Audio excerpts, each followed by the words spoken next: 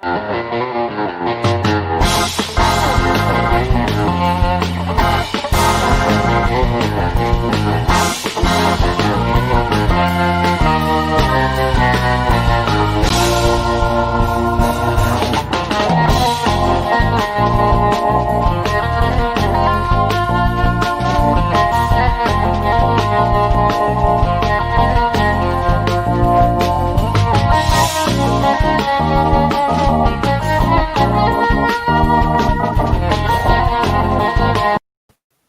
everybody doing tonight? How you doing? This is Josh Poria. Welcome to Interesting Points. Interesting Points is a panel show that I created about 7 years ago. I've been doing it recently on 2MB Studios. Thank you, Matt and Ben and Rachel. But basically, it's kind of based off of British panel shows. And we just talk to some people, have some fun. Just so you know, today's theme, based on the fact that we lost a legend today, unfortunately, Eddie Van Halen passed away. Is going to be about music. So with no further ado, let me bring on the panelists. We've got Britt. Hey, Britt, how you doing? Hi, good. How are you? Good. Then we got Eric. Eric, how you doing, Eric? Hi, doing okay? Good to see you. Good to be here. Lev, how are you? Hey. I'm good. Hey, Ken Green, how you doing, Ken? Hey, what's going on, Josh? How's it going? Not much, man. Oh, So I figured I'd bring the kind of the theme of the show to music, just because we lost a legend today, as we all know. We don't lose legends very often, so figured we'd. Well, this year, 2020, I don't know. Yeah, that's true. That's true. So basically, I'm just going to kind of talk about what I'm going to use the banter segment, this first segment, to kind of talk about music a little bit, and then we'll kind of go off the track from there. But just talk about what music means to you. I can tell a quick little story about my favorite concert I ever went to, which was it was actually a Linkin Park POD show. The reason why it was such a great show was POD came on and they were trying their best to get the crowd into it, but they only had like one or two songs that were hits. Right. So at one point they were like, well, now we got some new shit. Everybody ready for some new shit? And the crowd was like, no. And that one, he got into the song, he got into the music. Oh, here comes the boom again. Yeah, he got into the music, and he was sitting there, and he threw out the microphone to the crowd. It's like, now it's your turn. And somebody in the crowd actually picked up the microphone off the floor and went, "We don't know this one," and then passed it forward to the front. At least they were honest, okay? They were honest about it. Sorry. That was my favorite concert story of all time. I'm going to move on to Eric. Eric, what does music mean to you? I mean, honestly, music is, it got me through a lot of stuff in sort of high school and college, and I used to be sort of a very big, I don't know, sort of a music nerd, but really only kind of rock alternative stuff. I'm not as good with that anymore. Actually, now most of the music I listen to is literally from like 1975 to like 1990, because I've just kind of, I don't know, like I work out to music, and that's kind of for some reason that works for me. But So what type of music from 1975 to 1990? Punk, new wave, post-punk, the cool stuff. Well, some of the cool. I don't want to disparage disco or other things. You better not. Okay, just watch. I'm not. I appreciate it. But yeah, it's mostly the like what I guess what they call like classic alternative. Yeah. I don't know why I did the air quotes. Because it's not classic and it's not alternative. Is that what you're saying? Yeah, I guess. Okay. Yeah. So, Britt, what does music mean to you? Music is just like when I think of music, I think of concerts, obviously, and I know you talked about a concert, Josh, but I've had some very interesting concert experiences, and actually, Mlav, she was in this experience with me. The drunkest I've ever been in my life was at a Blues Traveler concert. Oh my god! What a night! I remember. Yeah, I don't. Well, I remember some parts. It would have to be the drunkest I'd ever been to my life to go to a Blues Traveler concert. Oh, it was amazing. I remember. They were great. Yeah, they were so good. Like literally, like they I think they started the show. They started their set with "But Anyway," and that's literally that's the moment I realized I was like so insanely screwed up because like it was a Blues Travel concert and it was at the House of Blues. So I'm like, oh, I'm gonna get margaritas. I had a tough day at work. I'm gonna get margaritas, and if you get House of Blues margaritas are strong and also terrible. No offense to the bartenders at House of Blues, but it's the mix they use. I was screwed up, and then I went to like out one of the side doors just to like because I had weed, obviously, because it's a Blues Traveler concert. Yeah, of course. And everyone was just passing around joints and all kinds of things. So I was just accepting joints from strangers because this is a PSA, folks. And when But Anyway hit, everything just like started spinning and long story short, I projectile puked outside our apartment. I say "our" because I live with MLab actually, so we're in different rooms. Secret surprise. But I didn't get anything on me. I literally just projectile vomited. It was wow. So at least it was clean. Oh yeah. I'm just glad we got you out of there because we were like after the show, like there's that room in the House of Blues, like the foundation room, where like if you have like special like access, you can go in and like potentially meet the act, and then fucking John Hopper and his like harmonica necklace is just like sauntering through the foundation room, but we got Britt out of there before she projectile vomited on him. I could have met John Hopper. Yeah, he was there. I'm telling you this now. I used to wear a vest and a hat in high school, like not like a fedora hat, but like a rimmed hat. And people my friend always called me John Popper because of that. Which I don't know what's more awesome about that, but I was the hat guy for a while in high school. So maybe it was Eric that night and not John Popper. It's John Popper. Oh, maybe.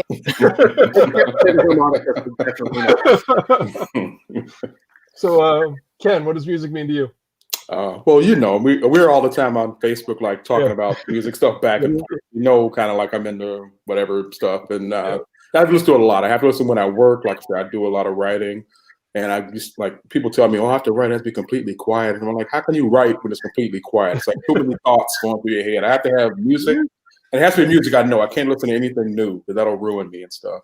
And you mentioned like the band you saw that had like, you said they had 3 hits or something like that? Or 3 hits, yeah. I went to a show one time. I'm from Chicago, we're up there. Went to a show where I saw a band that only had 1 song. The name of the band was Dominatrix. Okay. Yeah. Their song was called "The Dominatrix Sleeps Tonight," and the other side of their thing was called "The Dominatrix Sleeps Tonight Remix." And they had the nerve to tour. They were touring, not with anybody. I mean, they were by themselves. And they came to the Metro. It was a place in Chicago where like all the big band Nirvana played there. I think when they first came to Chicago. And it's like, I don't know what year this was, but they played like that song at least 4 times and tried to play it 4 different ways, but you always knew it was the same song. Like, nope, that's it again. I know it. No, you're not fooling me. I got it. But yeah, look it up on Spotify. It's a great song, but just the only one they ever had. Dominatrix playing Dominatrix Sleeps Tonight. So, yeah, great. Yeah, it was like actually another one of my favorite kind of concert experiences. I saw Reverend Peyton's Big Damn Band. They were a bluegrass band. And I'll never forget the fact that everybody in the crowd was yelling to play Freebird. And basically he just stopped. He stopped and went, "That one didn't cost you a dime." Free birds for everyone. That was the best I think there was a band, I don't remember who it was, but like people, I guess, would do this. So what they did one time was they actually just like put a speaker on stage and played Freebird, and they like sat at a table like drinking soda. They Andy Kaufman. Yeah, exactly. Yeah, that's awesome. So MLav, music. Music. I've heard of it. Yeah, I'm a fan. I'm a very, very musically charged person. I it's a bummer not being able to see much live music this year at all, which is tough. I think I've seen at least like a concert a year since like 2000, the year 2000. Yeah. So, yeah, I actually, speaking of concerts, the very first concert I ever saw was Elton John. I was 10 and my parents took me, and it was great. But then like approaching middle school, a couple year or so later, I for some reason felt embarrassed about like telling my friends that. So I told everyone that my first concert was NSYNC, which is fly. Also not a bad second concert, nor am I ashamed of having seen either of those bands, or well, artist and band. But yeah, needless to say, my tastes are diverse. And that's all I really have to say about that. My first concert. Oh, go ahead. Is it? That's what I was gonna. That's actually what I was gonna do. I was gonna go around and ask everybody what their first concert was. Oh, That's hell yeah. actually a good point. So, Britt, we just lost Ken. Sorry, I'll come back. Oh no. My first concert was actually James Taylor. Wow. Okay. Ooh, Yeah, it was at that's a good one. Wood Pavilion, the outdoor area, and that was also the first night I tried hummus. Oh. Mhm. Ooh. Oh. Yeah, my friend Laura, my friend Laura that I grew up with, she was like, "Oh, you want to try hummus?" And I was like, "Ew, I heard that stuff's gross." She's like, "It's just chickpeas ground up," and I was like, "Oh, okay." And I tried it, and I was like, "Oh, this is really good." So that's pretty much that. So, Eric, what was your first concert? My first concert, and it was seeing my cousin perform Billy Joel. What? Billy Joel's my cousin, and Wait, is this spelled BILLIE JOYEL or something? His grandmother and my great grandmother, I think, were sisters. Like, it's not close cousins, but we're cousins. There's blood in there. There's blood involved in this. Yeah. I got to go to his concert, and then I got to go backstage, and I got to meet him, just him. Christy was not there. This was when he was with Christy Brinkley, and I asked him to come to my bar mitzvah, and he did not. Oh, Wow. Oh. Mhm. Did you get to call yourself the piano cousin by any chance? Or? No, I've only met him. Oh, Like I've never talked to him ever again after that. oh, man. I mean, he's far enough. Wow. Yeah. No, he is. I have nothing. The closest I came was almost being B.B. King's son, I think. What?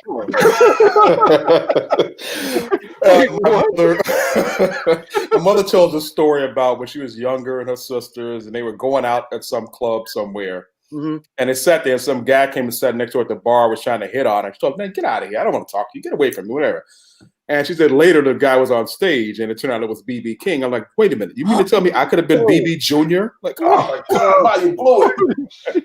I could have had B.B. money right now. Wow. Man. Wow. I often like to tell people that Weird Al Yankovic is my biological father, because I am adopted, so I don't know who my biological dad is. So that's just fun to throw out There there. you go. That's it. I buy it. The closest We brush with have him more hair and a love of parody. closest brush with him I had was I watched Mark McGrath take acid. That's amazing, though. No, that's something. Well, did he become more interesting? Oh, it was an interesting show. I'll tell you that much. Okay. Yeah. It was a very interesting show where he would stop singing and then all of a sudden forget what song he was singing and then start launching another song, and it was interesting. Wow. I saw Eddie Money right before he died. Oh, It was bad. Ouch. Oh yeah. So Imagine. for those who are from around here, the Lynn Auditorium gets a lot of like pretty big names, and one of the big names was, and I always get his name wrong, Dennis DeYoung of Styx. Dennis DeYoung. young. Yep. He was amazing. He was incredible. He opened and he was like, "I'm 70. I'm wearing velour," and like him and the band just singing, and like literally it was Styx on stage. Basically, the band was great.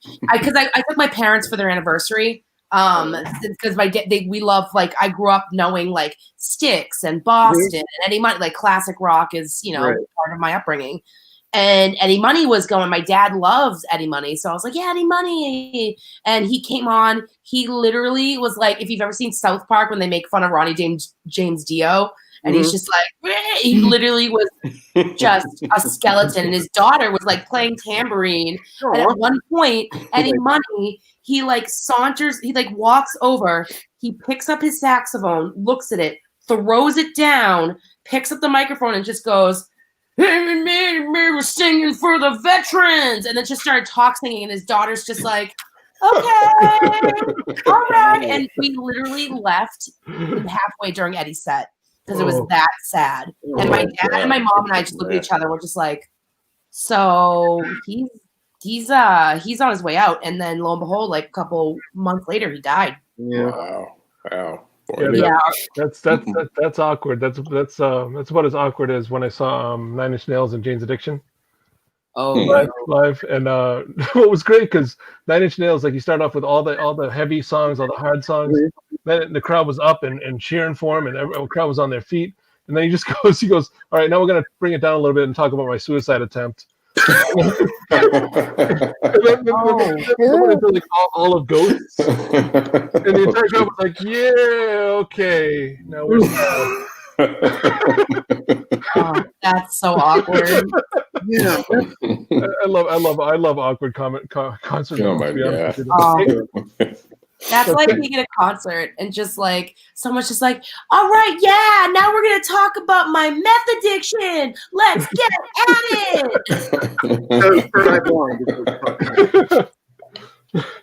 Third Eye Blind. Yeah. Third Eye Blind actually was funny. The Semi-Charmed Kind of Life, which is about heroin addiction. Meth addiction. Yeah. That was the theme song. That was the song they used for the Tigger movie. Oh, that's right. Appropriate. Yep. So, Ken, what was your first concert? Oh, Jesus. Thanks a lot for showing how old I am. I'm going to show you how old I am, too, in just a second. Okay, well, Scott Joplin one day was sitting on there.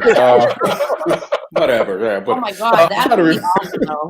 Some ragtime? I had a time machine. Thank you.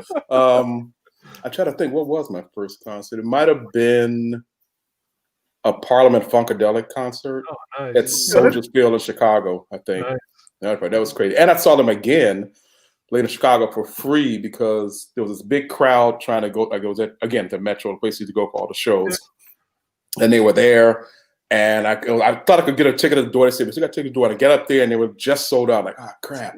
And then some guy walks up and says, "Hey, you want to see this show?" I'm like, "Yeah, of course I want to see this show." I'm standing there. I said, "Here, put this on." He slapped this backstage pass on me and said, "Give me $10 and buy me a beer when I get inside." And boom, boom. And they said, "No, I'm at the front of the stage watching the show for like $10 and a beer." So. Yeah.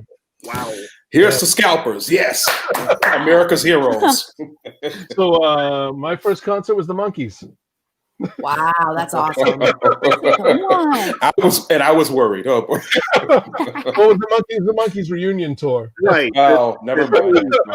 So it was did they sing The Last Train to Clarksville? They did. They sang all their hits. They sang Last Train to Clarksville, Daydream Believer.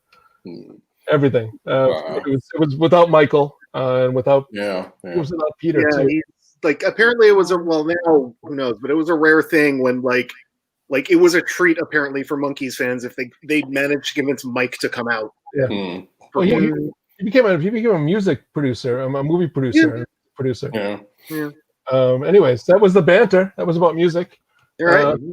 Thank you guys for telling me all your favorite music stories. Yeah. Next up, we've got Prove It To Me, which is basically expert topics.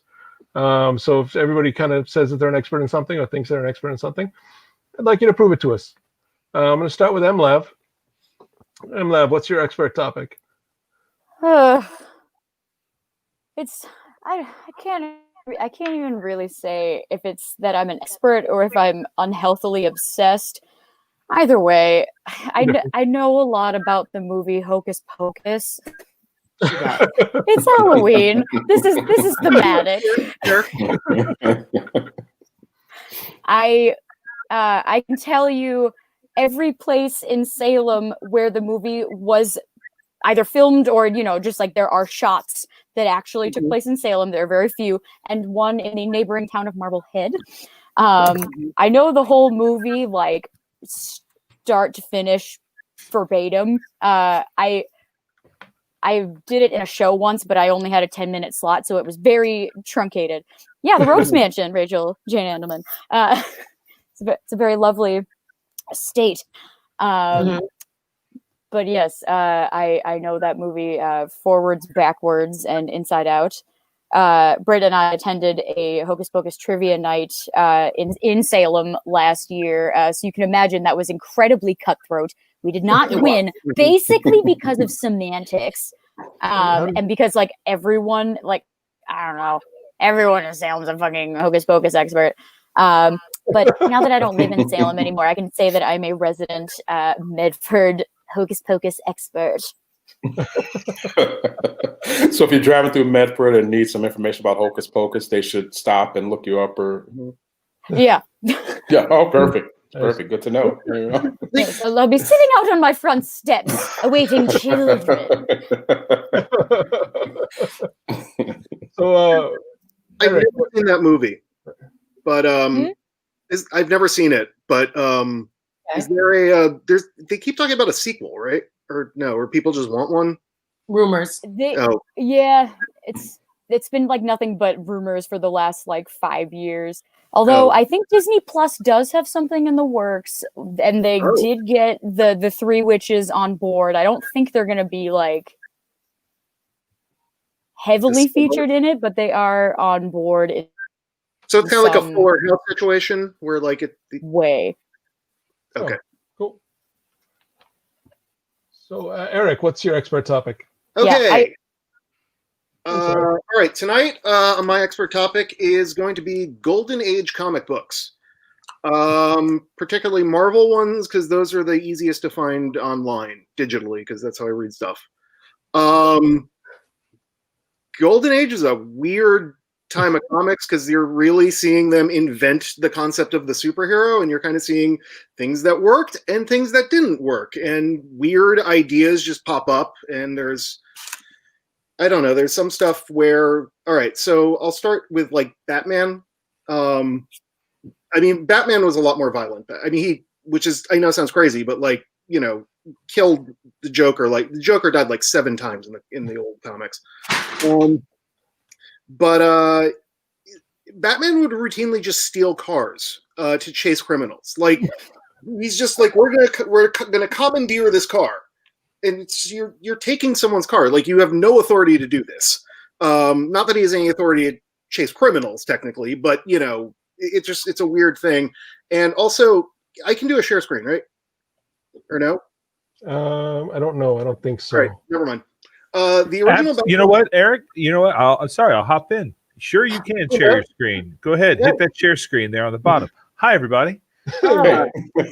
This will be fun. We've never done this before. Oh, okay. I hope I don't ruin the show. No, just hit share screen. Okay. You're enhancing share it, what Eric. you want to do. I want. Hi, Jess. Okay. I'm sharing the screen. You are sharing the screen. Do you have put up what you want? The There we go. original Batmobile. This is the original Batmobile, and it's just a car, because this was 1939, and like a functioning car was just high technology at the time, which is kind of interesting. And I have a couple other things I wanted to share, which is dumb hero concepts. This is the Whizzer. The Whizzer. I don't know if people have heard the Whizzer. It meant something else back then. There was honestly. He's a speedster, but he got his powers through the injection of mongoose blood into his system. As one does, yes. Yeah. The crazy thing is, this did not happen in a laboratory, which is what I assumed was how it worked. But in fact, he was in a plane crash with his father, and his father, when he was dying, is like, I have this mongoose blood. It's an experimental thing. Let's give it a shot. And it luckily gave him superpowers. And Mongoose, well known for being speedsters. Yeah. they get snakes. I don't know. I think someone meant like some other type of blood, and by the time they realized it was too late. The next one I want to share is a character that basically is Batman, but instead of a bat inspiring him, he decided to fight crime as a hobo clown named Funky Bottom. Vagabond. I love it. Craziest idea I have ever seen in a he's a clown. He's a clown. He just stumbles in and beats everyone up, and it's kind of crazy. And the other thing I just want to show is there's one time where Captain America in his old comic had to sneak out of the army because for some reason Captain America had a secret identity, which I never understood. But he had to sneak out and go to Europe. And so the way that he decided to do this with his partner Bucky was to dress up as a 6 foot tall grandmother with a teenager in little boy clothes. Like it's just, I don't know. That was just one of the. There are many crazy things in the comic. Wait a minute. Sorry, I'm just reading that. He's gonna stay like that. He's gonna stay dressed like that all the way to Europe. Yes. Oh, okay, good. That's just want to make sure I had that clear. An entire ocean voyage with. Yeah, entire ocean voyage. Oh, okay, good. Back then. That makes sense. Yeah. Like, it's just Golden Age is a fascinating time. I love Golden Age comics because it's so wacky and so bizarre. So wacky, and like sometimes some of the backup features are just crazy because they only have like 5 pages to tell a story, and so things just move like so fast. It's like it's super batshit crazy stuff. Yeah, some of the craziest shit I've ever seen in comics came in the Golden Age. Like, I mean, there was one I can't remember the guy's name now, but it was like a talking godhead was the villain. and it was insane. It was like absolute insanity. Just the fact that everybody lost their head and it was like a giant swarm of heads that attacked people. I can't remember. It was I Shall Destroy the Earth was the name of it. Okay. I don't know. I have it on my shelf, and while someone else is talking, I'm going to grab it. Okay. So Britt, what's your prove it to me? What's your extra topic?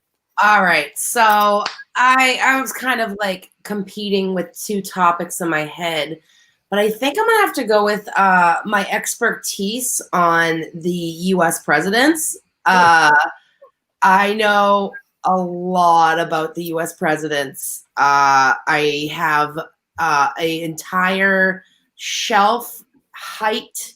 I say shelf height because I can't actually fit all the books that I have in the shelf of all but like U.S. presidents. I just I don't know. It's something about, and I'm not talking about any current history, of course. I'm talking about what?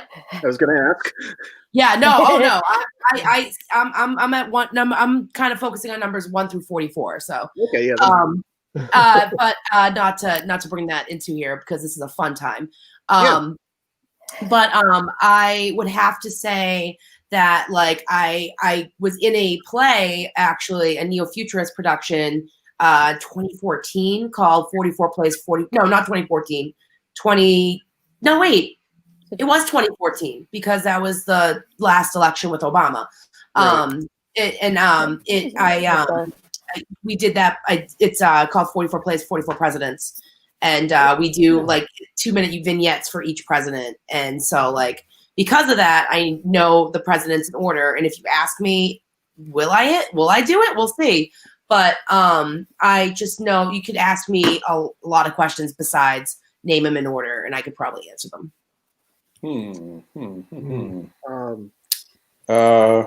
Shortest president. James Madison. He was 5'4". What? Oh yep. boy. Wow.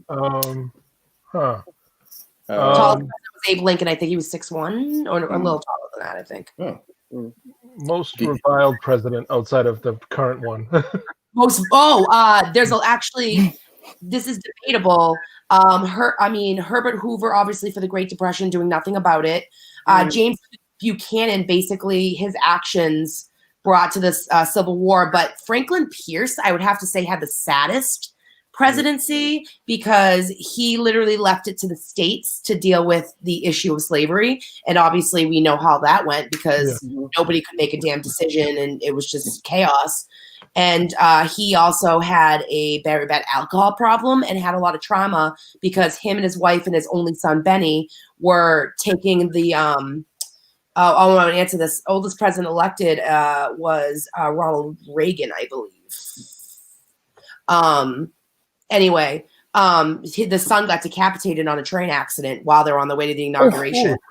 And the wife was like super religious, and she was like, "Yeah, I told you shouldn't have went to you shouldn't have went into politics. Your friend Nathaniel Hawthorne got you elected, and blah blah blah." He actually did. They were friends in college, and Nathaniel Hawthorne wrote The Life and Times of Franklin Pierce, and basically got him elected because books were a way of getting your name out. But yeah, it was a very sad presidency from the start. And after, he's from New Hampshire. And not to make it any sadder, but after he was shamed out of the White House, he went to New Hampshire and drank himself into oblivion. Wow. I have to call out the chat for funniest president, probably Garfield, right? Oh, shut up. Actually, Yeah. I will say Garfield was not. He was actually. It wasn't Garfield, but like those Gilded Age presidents. Like, so Benjamin Harrison was considered the iceberg because he was so serious. I don't really know much about Garfield, but I would say the funniest president would definitely, if I had to think opinion wise, I would have to say, I mean, Abe Lincoln, they say he had fantastic wit. Most boring president by far, James K. Polk. Really? James K. Polk, boring ass. Google it. Google it. I mean, didn't he we got like a big chunk of our country under him, right? Under who? James K. Polk? Yeah. Oh, okay. Then yeah, I would say News. Millard Fillmore is kind of the most boring president. But didn't they have that Mallard Fillmore comic? Oh man. Okay, I have to go now. I'm not hanging out with this. Damn it. No. Now, who's your favorite president? What's up? Who's your favorite president? Oh, mine is Teddy Roosevelt by 1,000 miles because me and him share the similar energy level. He was high energy all the time, wanted to get shit done. He had his problems. I mean, he did close the borders to China, basically, and he hunted and killed game all his life, and, he killed a lot of animals. But, he was responsible for a lot of the services like the Food and Drug Administration. And he actually listened to the people in a weird way. When Upton Sinclair's The Jungle came out, he was like, the meatpacking industry is bullshit. So let's do something about this. And he just, I don't know. There's something about him. And he drank a gallon of coffee a day. And he had asthma. And he, even though he was in a super rich family, they were like, hey, you're not down and out. You can still live a life, even though you have asthma. And he did. So... He got shot once, and he did during one of his speeches. I think it was when he was running for the Bull Moose Party, or was when he was president. I forget when it was. Some sort of speech outdoors. Right. And a man shot him, but he had his speeches all in his pocket, so that saved him. And he literally went up to the crowd and was just like, "I just want you all to know I was shot, but you know what? It's all cool. I'm still going to give the speech," and then gave the speech. That's badass. That's badass right I there. feel like you and would he's do the same thing. He's like, I don't give a fuck. Yeah, so not to take over the show presence, but I just that's it. That's incredibly interesting. All of this has been incredibly interesting. The Fletcher Hanks was the artist who I was talking about. Okay. So nice. if you look up Fletcher Hanks, you'll see some really crazy shit. Okay. Ken, what's your expertise? Oh boy. Well, I've been on here before. Before I think it was ska one time, which I'm still a fan of, although not the third wave stuff. I think another time. No, the first two ways. I'm going to defend. Well, I'm not going to do it now. But we're gonna discuss this later. That's we have for sure. we have a little history with ska on the show. So Yeah, I have a tattoo I can't show you right now. But yeah, it's there. Then the other time I was on it was Gilligan's Island. I stayed in one time the entire summer and watched nothing but Gilligan's Island reruns, pretty much not all day, but every day at 3:30. That was me. And my friends thought I was out of town. They're like, "What? You mean you were in the house all summer?" I'm like, yeah, I didn't feel like coming out. Like all summer long, you were in the house. Like, yeah. Hey, well. I was the skipper too at the end of it. That was it. But, yeah. But I guess I was on my own little island. Nice. But I think now I'm gonna say the producers is my expertise. Not super expert, but that's my favorite comedy, maybe my favorite movie of all time, but it's definitely a favorite comedy of all time. I've seen it like every time it was on television. I own at least 2 copies of it on DVD. I saw the stage production 3 times, although I didn't like the musical version that much. But the original producers, that's the probably one of the funniest movies ever made. Yes. Yeah. And I saw it. I think I saw it. The first time I saw it was like late at night. Laying in bed because I couldn't do anything. I was a nerd, so I couldn't go out and party. So I was laying in bed and watching some late movie, and I said, "What's this weird old movie and stuff like that?" And it just was the funniest thing I ever saw. Yeah. And I was like, maybe 15 or 14, like quoting lines in the movie, and nobody knew what I was talking about. I'm like going, "That's it, baby, when you got it." And like, what are you talking about? What's happening? Now we go like, Bialystok blue. And like, what are you doing? Stop. Like, stop doing that. But yeah, I've seen it a bunch of times. It's my favorite movie. I was trying to think of a few little information I do know about it. It was actually that the whole premise of the movie is that, they try to find something so bad that like it won't last, or, it won't, like the whole premise of the movie, make this play this so bad, it'll sell out and it'll be a flop or everything. In a roundabout way, that's what kind of happened to Screenplay of the movie, because nobody wanted to make it because they thought it was going to be a flop. Like nobody wants to see a movie with Hitler involved in it somehow, and he couldn't sell it to anybody. But they finally took a chance on it and became a hit. So in a weird way, the movie is almost like the inside play in a musical in the movie itself. Of course, Zero Mostel.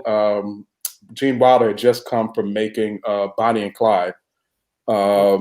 And they originally wanted, I think they said, for the Franz Liebke, the German who wrote the play, Dustin Hoffman. Huh. Oh wow, that would have been. It would have been a whole different movie. I don't know. I don't think it would have been the same. Wouldn't have been that great. But yeah, Dustin Hoffman. If they wanted him for that role, yeah. Who else? I'm trying to think. Some other role they were going to cast differently. I can't think of it now. But anyway, it came out in '67. Like I said, it wasn't a hit when it first came out. But then after that, it became a cult. I think before that, I'm trying to think movies he made before that. I think the 12 Chairs was just before that one. Right. I think this came out, and then the other stuff came out everybody else knows. But this might have been like the second movie he made.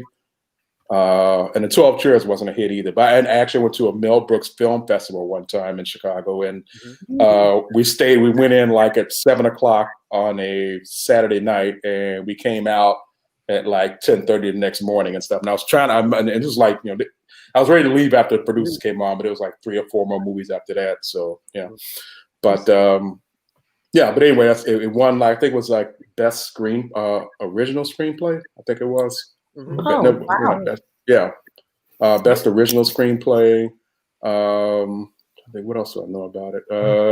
Like Kenneth Mars, who also played he does a lot. I guess he's in most of Mel Brooks movies to do stupid accents, because he was in Young Frankenstein, of course, and playing the police officer guy, whatever. Yeah. Mr. Belvedere is in it. Christopher Hewitt plays Roger Debris. That's it. And the other actor that played Carmen Gia, I can't remember his name either. But yeah, it's my favorite movie. I was quoting lines left and right, and just dumb little scenes that I can't. It's super to describe all the scenes now, but yeah, that's my favorite movie, and I can describe the scenes in the movies, and I can sing "Prisoner of Love" all day long. I love that song. Prisoners of love. Yeah, Blue skies that's it. Blue skies above. But yeah, I that's feel you. what I'm saying. Like, go ahead. I'm gonna be hated here, but I've yet to see it. What? Really? Yeah. Wait, whoa, wait. I have a spare copy just for occasions like this. You've never seen it? No, I have not. I gotta admit, I have not seen it. Mel Brooks, though, it does have my favorite joke of all time. What's that? With the entire silent movie ending with Marcel Marceau saying no. Oh, The only line in the movie spoken by Marcel Marceau is probably the greatest joke in movie history. Ken, I feel you on the quoting obscure movies. I grew up watching the Neil Simon movie Murder by Death. Mm-hmm. That was one of my favorite movies growing up, and I would be quoting it all the time. And I'm not going to quote it all now because some of the lines are very problematic and culturally insensitive. But I would quote it all the time, and everyone would be like, "What is she saying?" And it's Murder by Death. It's a brilliant movie, brilliant jokes too. Exactly. It's good. And I saw, like I said, when I saw the producers, the musical in Chicago, it had its debut in Chicago, not in New York. And I was there the opening night, and Mel Brooks was in the audience. I was sitting in the balcony seat, and he was there. And he stood up well and looked like, he's right there. And I was trying to figure out how can I run down the stairs and like you have to leave at some point. I'm gonna be right there when he comes out. And it never worked out and stuff. And he's heard in the movie Producers, and he was also heard in the musical, like the Don't Be Stupid, Be a Smarty, come and join it. That's him in the movie, and they also used that same bit of dialogue in the musical stage production too. So they, but it was great. So yeah, but it's. I mean, I don't know how I can be proven to be an expert on it, but I just know a lot about it, and I love. No, you do. You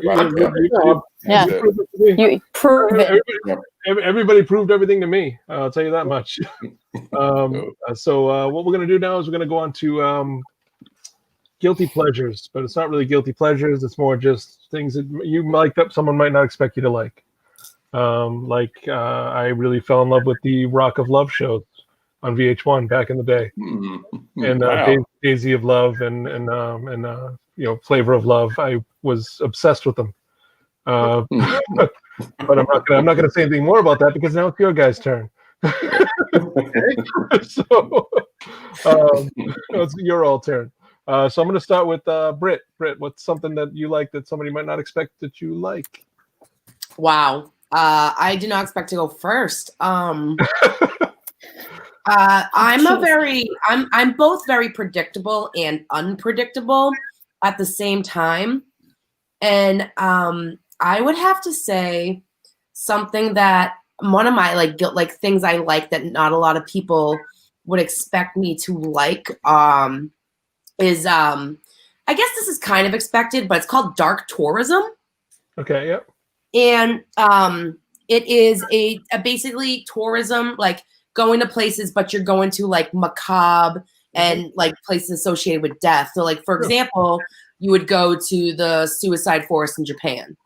And I really like a lot of really morbid, like I love horror movies. I love gore. I love going to haunted houses. I actually laugh when I go to haunted houses. Believe it or not, I guess this is really predictable that I would like morbid and macabre things because like I'm such a sweet and nice soul, but like I'm really just darkness. Like I actually fun fact, like go to Plaster Fun Time and you paint like those fun things. Yep. I painted a unicorn, but I actually made it a skeleton, and then I made the background like while lightning and shit. So basically, like that's me to a T. Is that like you're like, oh, she's so sweet, and I'm like, oh, I could talk about serial killers for like hours. So yeah, dark tourism, I guess is my main like. Oh, I wouldn't expect that because it's actually. I really want to go to like one of my dream places to go is Chernobyl. And I really probably shouldn't go there, but probably not. Yeah, I probably wouldn't. Or the catacombs in France. Oh yeah, I've heard those are amazing. Wow. And if anyone in the chat like has suggestions of really like dark catacombs in Rome are pretty cool. Wow. The Roman ones, I've seen those. Oh, cool. You can't go there now, but the in Danvers, the Asylum. Yeah, I was Yep. just about to mention that. Oh yeah. Yeah. Have you been there State. or no? I've seen the outside of it. Yeah. I've That's, not actually been inside of it. Yeah. They filmed a great horror movie in there, Session 9. Yes. Yeah.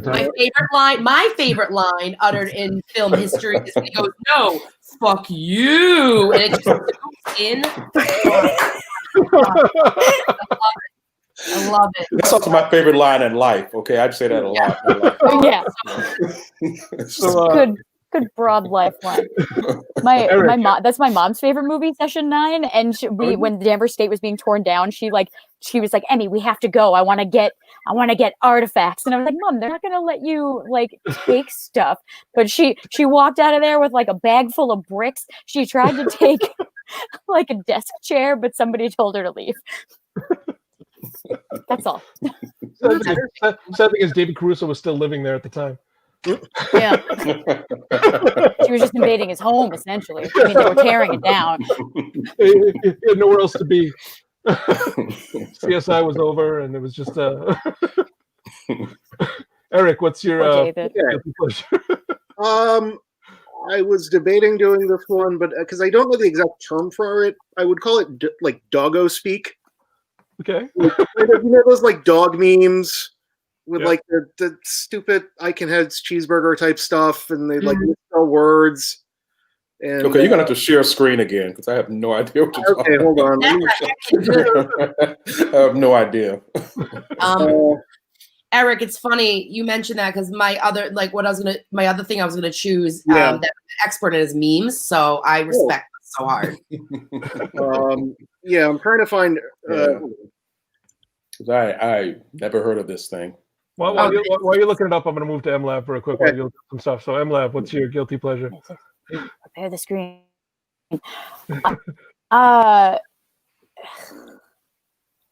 Again, I don't know. I recently got into Dancing with the Stars, but I feel like that's on brand for me. To counter Brit's whole like dark tourism thing, this is kind of on a similar topic. I do not like haunted houses at all. But like while she's laughing through them, I'm like going fetal and just hiding, and it's awful. I hate being in them. However, I really, really like the craftsmanship that goes into haunted houses. like there's this corn maze in Danvers, and they do this like haunted corn maze called Hysteria, and it's a little different every year. Well, I've only done it the once, but I hear it's different every year. And I was fucking horrified the whole time, but like so fascinated. They built this like torture house just like in the middle of the cornfield, and like you have to walk through it to like get out of the whole maze. And it's like one of those like Texas Chainsaw Massacre type things. And I was so fascinated by the gore, and it was just all so amazing that I couldn't like tear my eyes away. And then something would jump out at me, and I'd be like, "Leave me alone! I'm trying to marvel." That makes a good haunted house. Like the production value. Like I will comment in this to add to this. I was with her when this happened. I took her to it. And it was amazing. And I think it was actually that place that had my favorite haunted house moment. It was so like, like those big, it's not a barn, but it's like a tarp. It's like a tarp. It's like a long, one of those like arched tarps that you would like put out to put stuff under for the winter, but it was like super long. And there were strobe lights in it, and it was just all open and all fog. So we're walking through, and all the way in the distance, you can see this guy with a chainsaw. And then the light and the strobes were like timed just right with the fog, where he would go closer and closer. And it was like stop motion. It freaked me out, and I don't get freaked out in haunted houses. I literally was just like, "What the fuck? What the fuck?" Oh, it's so good. But yeah, it's really like, to comment on MLab. It's when like fear can be manipulated so hard for entertainment, and it's crazy. See, I'm with you, MLab. I love the craftsmanship, but ever since I was a kid, I saw someone run out of a haunted house so scared that they jumped and broke their leg. So ever since that day, I've been kind of like, I do not go in haunted houses. Yeah. I love horror movies, but that was it for me. That sucks. Eric, did you find some stuff? I found a couple examples of what I'm Okay. talking about here. So let's just do this quickly. Can we share it? Okay. So like this, like there. Oh, Sorry, let's send help, please. Like, hi, heckin' friend, or like, you know. Yeah, so that kind of stuff. What is this? Oh, I love it. that's amazing.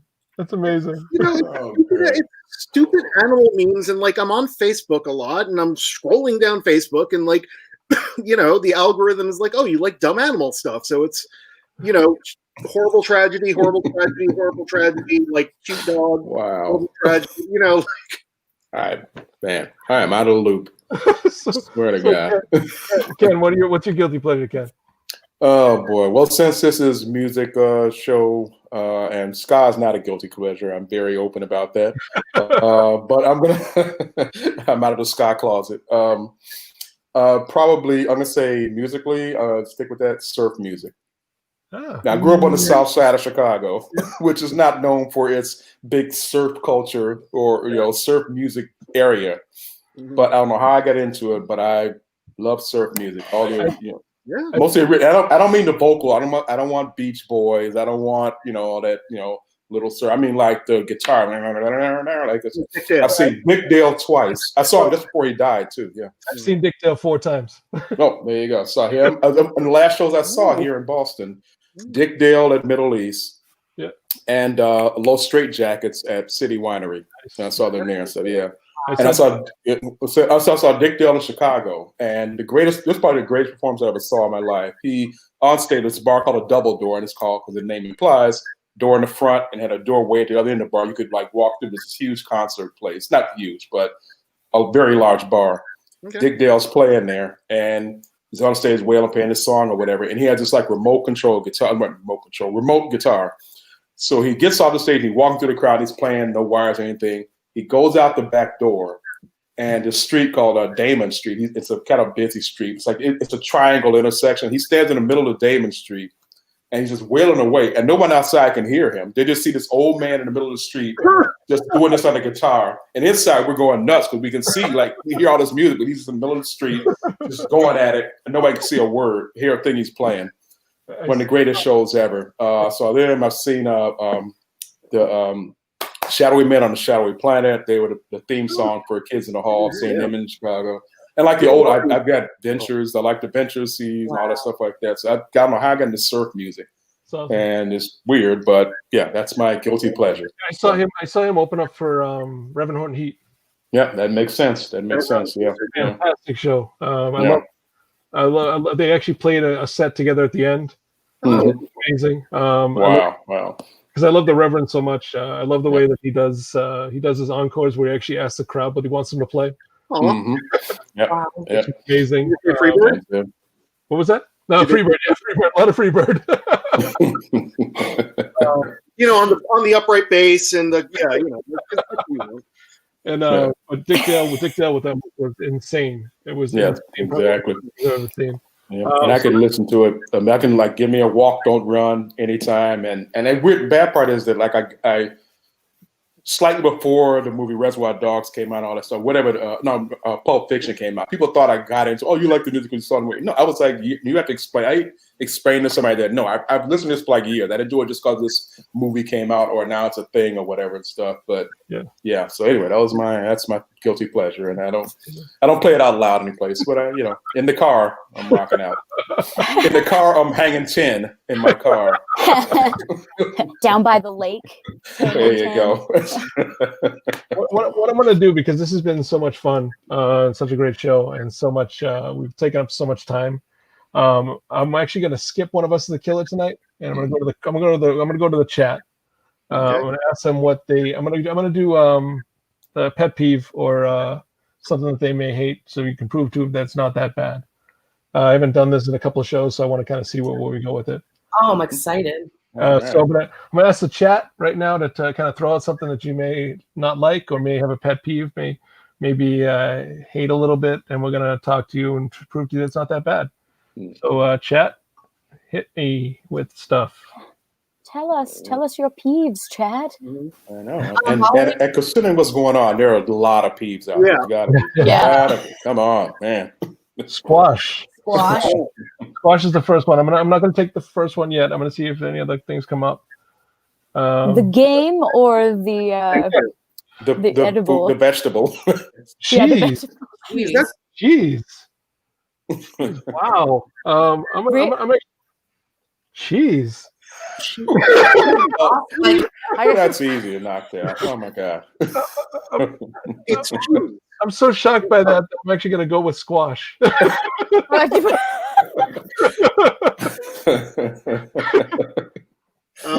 you know, I'm going to go with squash. So we're going to go with squash. We're going to leave it up. We're going to leave it up to your discretion about whether or not you want it to be the game or the vegetable. Dick nose poking up from face masks. I also want to. Can we at one point talk about people freaking out over planets going retrograde? Because I have takes on that. Okay. So we'll do that then. We'll do that. Okay, well, the planets going retrograde. The planets definitely have something to do with energy. So something that people don't know about me, and this is going to sound really crazy, but I can read people's energy in a weird way, like not in a normal human way where you're like, oh, someone's sad. I can tell they're sad. No, I just feel like there's something like it's an energy level. Like there's something with an energy level. And like being a teacher in a K-8 public school, you can easily tell when Mercury is in retrograde. Everything is. I'm off so hard. Like it's. I can't tell you how important planet energy is. It definitely factors in, and you don't have to believe it. It's a thing, but I can't explain it. Like I know when I'm off. Like I'm off, and there's 2 times I'm always like really off. The week before my period, I'm not a real human. Emlab knows. I'm like crying every day. And when Mercury is in retrograde, I am like for the first week, I'm a mess. I'm an absolute bumbling fool. So legit, like I will talk forever about people like planets going to retrograde. It's a thing. It's a legit thing. So thank you for coming to my TED Talk. I do have to echo Matt. Love you, Shion, too. Don't mean to. I'm not judging you about the cheese thing. So anybody else got any? I'm sorry, go ahead. Go ahead. I really want to make Shion love cheese. It turns out, it looked like in the chat you can only eat some of it. So yeah. Well, there's only certain cheeses I can eat too. Like I think brie is disgusting. I think a cheese that smells bad, I'm not going to put that in my mouth. Yeah. I think brie smells nasty, and I actually had a horrible ex that tried to eat a brie whole once. No. So No. He literally picked it up and tried to eat it whole, a baked brie. Wow. So he tried to eat it like a calzone. Oh. Yeah, he was there too. And why are you in every story that I have? Wow. Because we are each other's lives. So you know what? I think we've devolved into let's talk about everything. Eric, what do you want to talk about? Squash? I don't know. I've been. I guess. I mean, squash has its virtues. It can be spaghetti. Squash has its virtues. True. I don't really like squash, but I'm doing my best. It can be spaghetti. It can be a game. It can be. Yeah, it can be a game. It can be a spaghetti. It can be. Actually, it's very good as a soup. It's very good as a soup. Mm-hmm. Butter squash soup. Very good. Zucchini's a squash. What? Yeah, zucchini is a. I don't like. Yeah, I'm not really bad at squash. Zucchini bread is incredible. My aunt makes a really good So, Ken, what do you want to challenge? Oh, I'm challenging dick nose poking out a face mask. Okay. That's not that bad because hey, that is an instant asshole finder. It is like it tells you who the jerk is. You're walking out the street like that's a jerk, that's a jerk, that's a jerk. You know right away. And yeah, I want to know who they are. So A, I know to stay away from them. You know, and B, it's also I'm gonna guess those people are also those undecided voters right now. Undecided voters that like, how can you not be decided by now? That's a good way to tell those jerks or undecided voters who we know how they're gonna vote anyway. Let's not kid ourselves. But yeah, that's stick your dick nose out of your mask. I don't care. I mean, now I know you're an asshole. So now I know not to be anything you say loses 80% of its value to me. So screw you. So yeah, it's not so bad. Don't worry. If you see the dick nose, you're walking down the street, you're okay. Don't do you? That's a good indicator. Go with that. Run with that. I think piggybacking on that, Ken, when I see people at their place of work and their nose is out of their mask, I'm just like, what? But you're working. But like, how is? But what?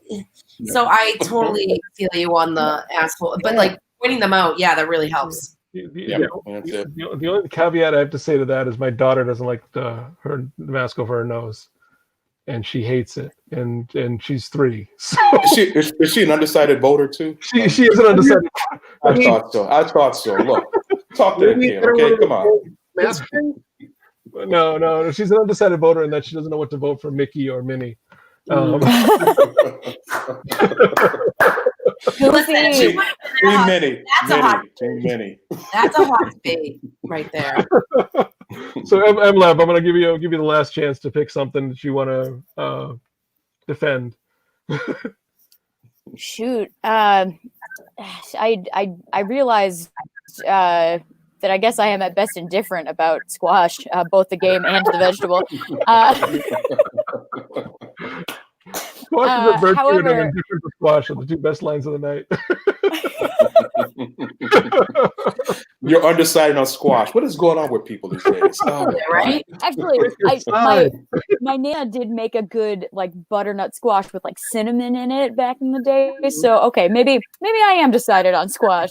I like it. Cinnamon on shit is dope. Cinnamon makes everything better. It does. It does. Perhaps not cheese. However, there are cheeses in the world that are lovely, and I do hope that everyone can find at least one cheese that they do enjoy, whether it be mozzarella. That's a nice light one.